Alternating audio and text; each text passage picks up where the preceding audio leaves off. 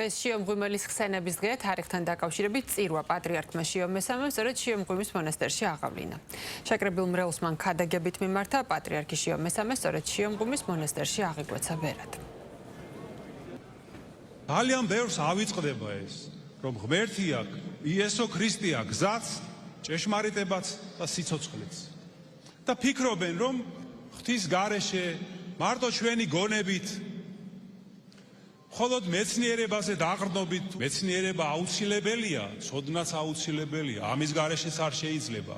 მაგრამ ეს მხოლოდ ეს არ არის საკმარისი. მაშასადამე საჭიროა კიდევ სხვა ძალა, რომელიც იმოქმედებს არა მხოლოდ ადამიანის გონებაზე, არამედ მის გულზეც. რა გინდა დაცემული იყოს ადამიანი ზნეობრივად. ქრისტეს რწმენა